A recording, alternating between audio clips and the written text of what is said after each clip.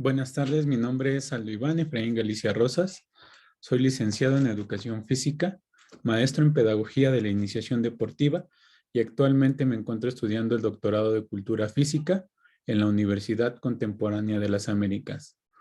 Hoy vamos a abordar el tema de potencial de acción en la asignatura Fundamentos Morfológicos y Fisiológicos de la Cultura Física, impartidos por el doctor en Ciencias del Deporte, Rodrigo de Merlo.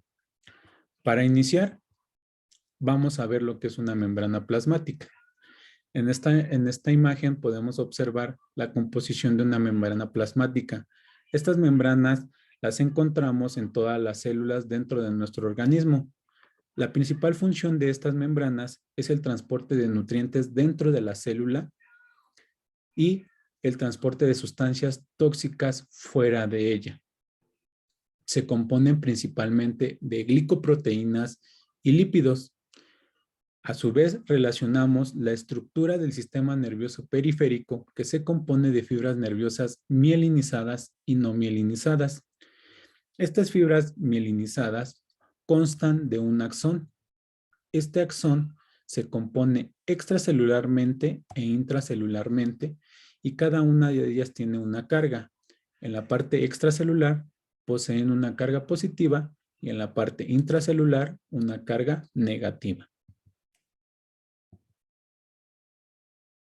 En este axón mielínico podemos observar que tiene una cabeza, tiene dendritas y tiene terminales nerviosas, terminales axónicas, las cuales cuentan con células de vainas mielinizadas. Entre cada una de las células de vaina mielinizadas hay un espacio con unas cargas positivas extracelularmente y negativas intracelularmente, y entre esos espacios se denominan nodo o nodos de Ranvier, los cuales se producen a través del movimiento de iones que viajan a través de un estímulo de canales activables y de la propagación de un impulso nervioso. Nuevamente, este axón, a través de la propagación del impulso, genera la situación del intercambio de dos iones, como lo es el potasio y el sodio, a través de los nodos de Ranvier. Entonces, el potencial de acción es producida por el movimiento de iones que viajan a través de canales activables, los cuales se desplazan por la membrana plasmática, originando una despolarización y repolarización de estos iones, generando propiedades eléctricas y estímulos eléctricos. Pero para poder llegar al potencial de acción, debemos de comprender que este tiene que pasar por 5 etapas o 5 fases. La etapa número 1 o la fase principal se denomina potencial de membrana en reposo. Es donde la membrana está completamente polarizada con una carga negativa a menos 90 minivolts y el estado activo del estado es inactivo en la célula. Para que esto pueda generar una mayor carga, se necesita de la fase número 2, que se denomina potencial de umbral. En este potencial de umbral se abren unos canales exclusivos de sodio, los cuales se van ligando a la membrana plasmática y lo que permite hacer que ésta se genere una menor carga negativa. Aquí podemos observar una línea puntiaguda azul que ya está marcando a menos 60 minivolts. Esto, al dar paso a mayor carga y mayor concentración de iones de sodio, nos da pauta y paso a la fase número 3, que se denomina despolarización. En esta fase de despolarización hay una mayor concentración de iones de sodio, lo cual genera un mayor voltaje y un voltaje máximo de esta concentración, permitiendo así llegar al potencial de acción. Al llegar a una fase máxima, empieza a haber un decremento y un deceso de la carga de iones de sodio para darle paso a una mayor concentración de iones de potasio, denominando a esta cuarta fase o a esta cuarta etapa, etapa de repolarización. Hay una inactivación de los iones de sodio y una activación y mayor concentración en los canales de potasio. Hay mayor salida de potasio y en este caso los iones de sodio quedan completamente inactivados. dando así en este pequeño deceso y decremento una fase terminal número 5 denominada hiperpolarización, que marca el exceso de la repolarización. En este bombeo de intercambio que hay entre sodio y potasio, ingresan mayores cantidades de iones de potasio y salen iones de sodio. Sin embargo, vamos a puntualizar en un dato muy importante. Para los iones de sodio, existen 3 estados en los canales: cerrado, abierto e inactivo. Y para los iones de potasio únicamente está el canal cerrado o abierto. En los estados del sodio, el canal abierto es cuando empieza esta activación del voltaje, es decir, hay una mayor concentración y estamos en la fase de despolarización.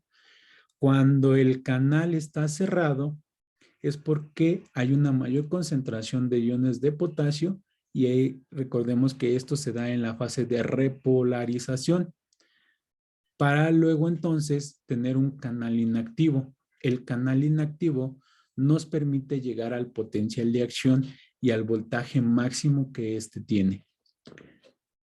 En estas fases, en estas 5 fases, tenemos 2 periodos refractarios, un periodo absoluto y un periodo relativo. El periodo absoluto que vemos de color amarillo nos dice que no es posible que se produzca un potencial de acción porque es el inicio de este proceso y de esta transmisión del impulso eléctrico que nosotros tenemos para poder generar en el color morado, en el periodo refractario relativo, la producción del potencial de acción. Es así que vemos en esta pequeña escala que para que el potencial de acción se dé, necesitamos pasar por estas 5 etapas, recordando que estamos en un periodo de reposo donde la membrana plasmática está completamente inactiva a una carga negativa de menos 90 milivolts, generando así un canal abierto de iones de sodio, donde hay una mayor concentración y hay un mayor voltaje, el cual se eleva a menos 60 milivolts. Y si esa concentración de iones de sodio aumenta, entonces ya tenemos una mayor concentración para llegar a un voltaje máximo que genere este potencial de acción para regresar a una fase de relajación donde hay una mayor concentración de potasio y nuevamente regresamos al periodo de reposo. Entonces tenemos el umbral, el periodo de reposo de la membrana, el umbral máximo, tenemos el periodo de despolarización, repolarización e hiperpolarización. Sin embargo, si este estímulo no llega a generar un umbral máximo, le vamos a denominar esto ley del todo o nada. O se da un potencial de acción a través de este estímulo nervioso o la membrana se queda completamente inactiva. Sin embargo, si se produce un estímulo más fuerte después de llegar a la hiperpolarización y nuevamente rebasando este umbral máximo, se produce un segundo potencial de acción pasando nuevamente por las 5 etapas o las 5 fases. En este aspecto, podemos entender que para que se dé este intercambio y este potencial de acción necesitamos de 4 iones esenciales: el sodio, el potasio, el calcio y el cloro. Y se suman a esto una gradiente de concentración. ¿A qué nos referimos con gradiente de concentración? Es la diferencia gradual en la concentración de una sustancia disuelta en una solución entre una región de alta densidad con una región de baja densidad.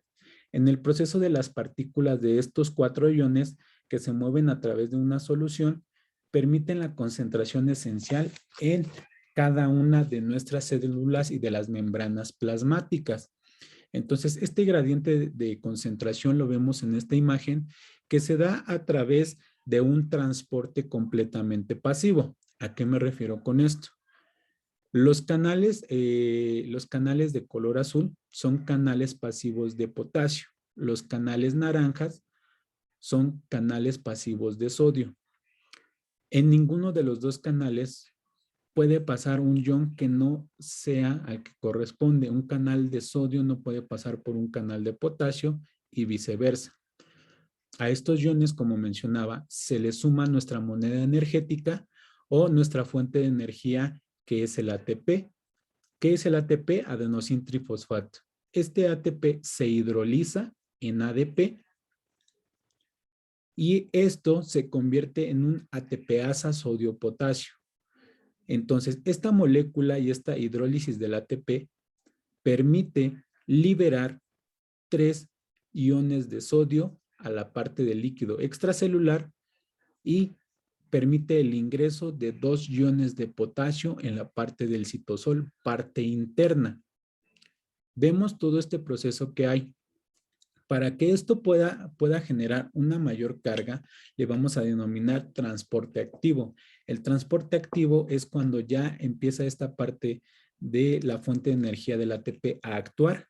Hay un desgaste energético, lo cual convierte a estas bombas de ATP que se generen en la ATPasa sodio-potasio para que se pueda dar este intercambio de sustancias energéticas y de los iones esenciales para que la membrana plasmática pueda actuar en los axones.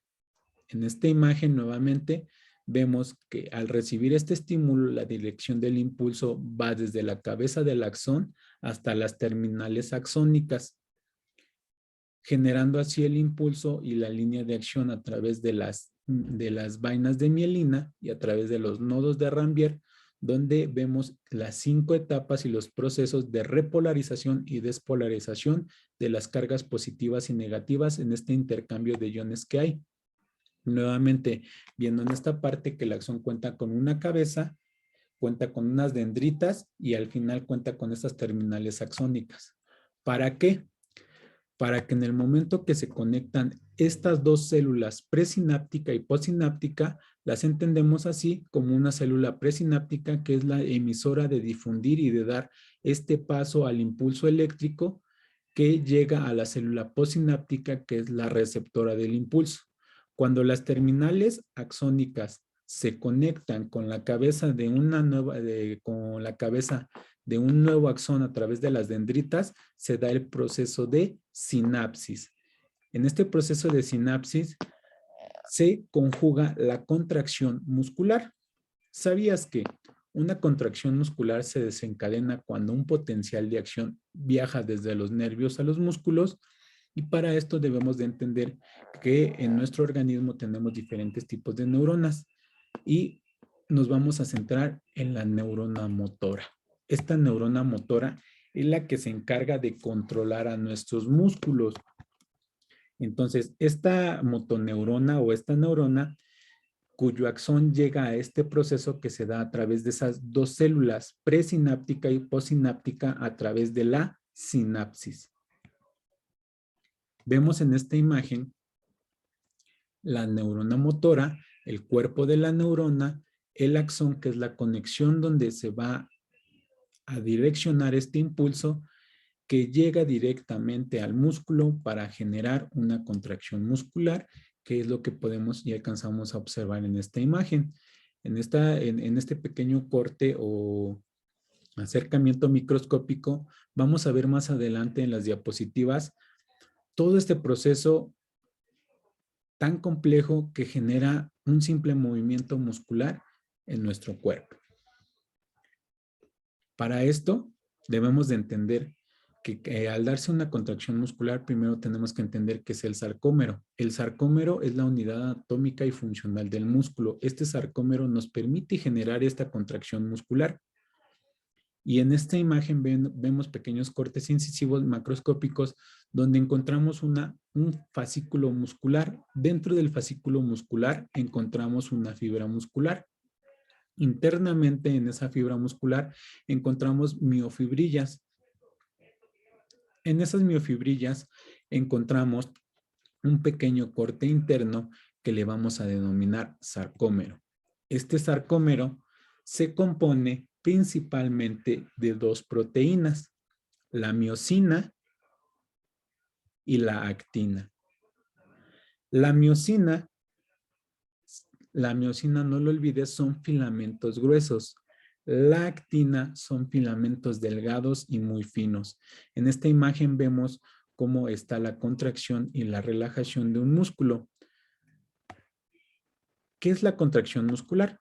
La contracción muscular tiene como significado juntar o acortar y la podemos definir como aquello que ocurre siempre que las fibras musculares generan una tensión en sí mismas. Es decir, que la composición y la unión de estas dos proteínas, que es la actina y la miosina, permiten el poderse acercar en una contracción y al momento de la relajación vuelven a su estado normal las proteínas. Sin embargo, también necesitan de la integración de más proteínas, no sin antes volver a observar en esta imagen cómo actúan las fibras finas, delgadas, con las fibras gruesas en esta composición y esta unión. Al momento de la contracción se unen y al momento de la relajación se vuelven a expandir y a regresar a su punto inicial. Aquí en este pequeño corte microscópico vemos la conformación del sarcómero. El sarcómero se compone de bandas A, recordando que la primera proteína o la proteína principal es la miosina, considerada un filamento grueso. En este filamento grueso nos conformamos de una banda A. La banda A, la actina, interactúa con la miosina, está integrada o intercalada con la miosina. Tenemos una banda I, la cual solo cuenta con actina, solamente tiene propiedades de la proteína de la actina. Tenemos la banda Z o la línea Z, que son este final del sarcómero, lo que permite tener la unión con uno más, y las bandas H, que se encuentran a la mitad de la banda A en esta unión de la proteína y de los filamentos gruesos. Para hablar un poquito más de estos filamentos gruesos, debemos de entender que para que se conforme un filamento grueso, se deben de dar a través de la molécula de la miosina. La molécula de la miosina se subdivide en meriomiosina ligera y tiene una cabeza que se le denomina meriomiosina pesada. La unión de más moléculas de miosina conforman un filamento de miosina y de ahí su nombre, que son filamentos gruesos. La conjugación de estas cabezas permite la movilidad con la integración de los filamentos delgados. ¿Cuáles son los filamentos delgados o los filamentos finos? Lo vamos a ver a continuación. En los filamentos finos tenemos la conjugación de moléculas de G-actina.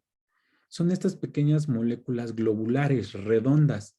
La conformación de 7 moléculas de G-actina conforman un filamento de F-actina. Entonces, el filamento de F-actina es el conjunto de G-actina. Cada 7 moléculas conforman un filamento. A este filamento se suman otras proteínas como lo es la tropomiosina, la troponina C, la troponina T y la troponina I. La troponina T va enganchada a la proteína de la tropomiosina. La troponina C va ligada a calcio y la troponina I es un agente completamente libre, es una proteína libre. Es así que entonces la conjugación de estos filamentos finos, para que se pueda dar esta estructura y este filamento o esta pequeña línea que nosotros tenemos en la imagen, tiene que haber moléculas de G-actina, proteínas de la tropomiosina, la troponina T, la troponina C y la troponina I. Esto da conjugación a que vemos en la parte de color verde, que son las moléculas de G-actina junto con las moléculas de troponina y tropomiosina, que son estas pequeñas conexiones que van a permitir, junto con los filamentos gruesos, esta parte de captación del calcio. Cuando el calcio es liberado en la fibra muscular, se distribuye entre los filamentos de la miofibrilla.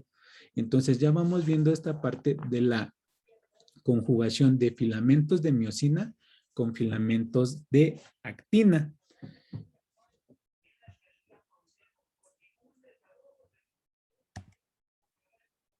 ¿Recuerdas que te había mencionado que para que este movimiento se dé necesitamos de nuestra moneda energética? La moneda energética es el ATP, adenosín-trifosfato.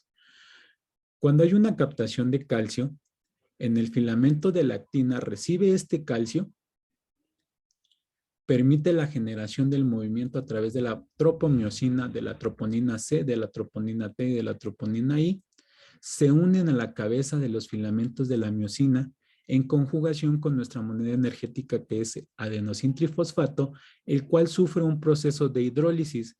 ¿A qué me refiero con hidrólisis? Hay una separación de un ATP y este se vuelve ADP junto con la conjugación del piruvato. En la parte baja de la imagen vemos que cuando ya hay esta composición de la captación del calcio y de la moneda energética que hace este proceso de hidrólisis, se unen las cabezas del filamento de la miosina con el filamento de la actina para generar el movimiento de la contracción muscular. Al momento de generar esta contracción muscular, nosotros debemos de entender que nosotros tenemos unos túbulos T. Estos túbulos T están llenos de líquido extracelular, lo que dan paso al potencial de acción, los cuales son conducidos hasta una triada. ¿Cuáles son los túbulos T? Los túbulos T son los que estamos marcando a continuación. Después de los túbulos T, tenemos una cisterna terminal y la conjugación de estas dos cisternas terminales con el túbulo T van a dar paso a una triada. La triada es la conformación de túbulos T con dos cisternas terminales.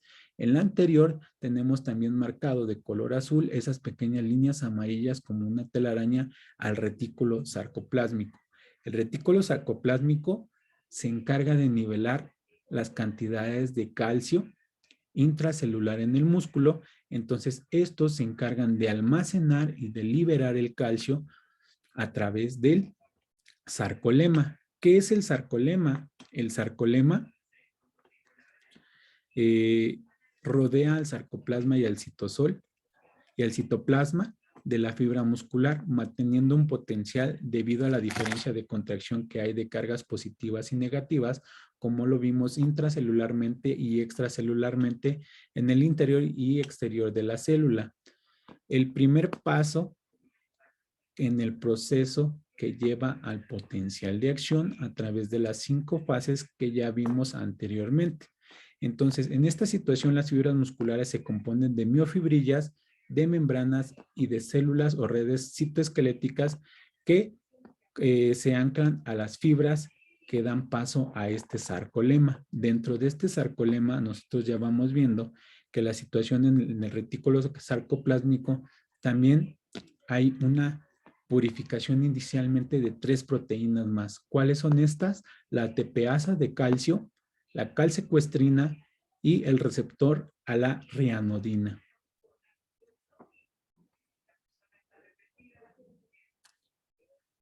Para ir finalizando como una parte de resumen, entonces en esta parte podemos ver el fascículo muscular, la fibra muscular, el corte interno que es la miofibrilla, que nos permite saber que tenemos un sarcómero nuevamente subdividido por una banda A y que la banda A nos dice que es la actina se intercala con la miosina. Tenemos la banda I, que solamente está compuesta por proteína de la actina, la banda Z o el disco Z, que es la delimitación de este sarcómero, y la zona H o la zona media, que se encuentra dentro de la banda A, interactúa en esta parte.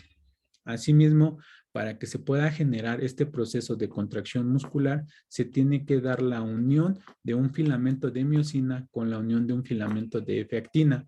Y para que esto se dé, se tiene que tener una captación de calcio a través de los túbulos T por medio de la generación de un impulso nervioso. Entonces, este impulso nervioso entra en las terminales, entra en el túbulo T, la conformación de la tríada. ¿Recuerdas que dijimos que son dos cisternas terminales con el túbulo T por donde pasa este estímulo nervioso que llega a generar en los filamentos de F-actina y filamento de miosina con nuestra moneda energética que es el ATP para generar el movimiento de la contracción muscular.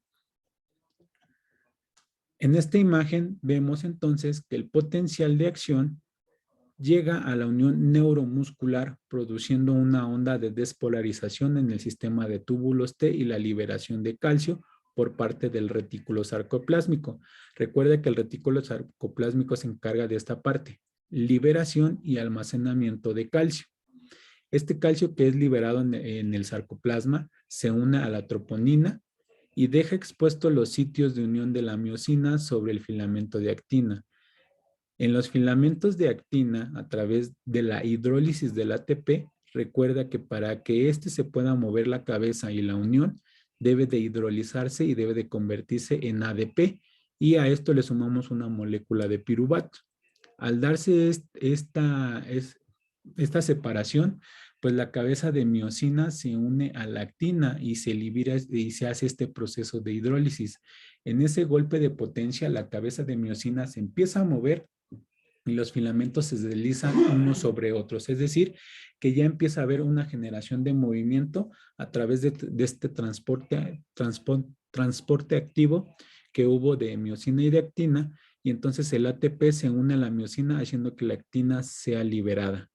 Al momento de ser liberada, se hidroliza, la cabeza se mueve, y si el calcio retorna al retículo sarcoplásmico, es decir, nuevamente se vuelve a almacenar, entonces en el retículo sarcoplásmico nuevamente se genera un reposo. Entonces, contracción, relajación. Sin embargo, si el calcio permanece disponible, hay una disposición de calcio extra, el ciclo se vuelve a repetir para volver a generar otra contracción. Y estamos hablando del proceso de transporte activo y de una contracción activa. Pues de mi parte sería todo. Les dejo las fuentes de consulta en donde ustedes pueden encontrar mucho mayor información sobre este tema de potencial de acción y que nos lleva a la contracción muscular, que nos permite hacer un desgaste tanto de iones como de proteínas a través de una membrana plasmática y sobre todo por medio del sistema nervioso periférico, de los axones mielinizados, que permiten esta parte de generar un movimiento de una contracción muscular. Si te gustó el video y si te gustó el tema, no dudes en compartirlo con tus amigos y con tus compañeros. Te agradezco mucho la atención. Hasta la próxima.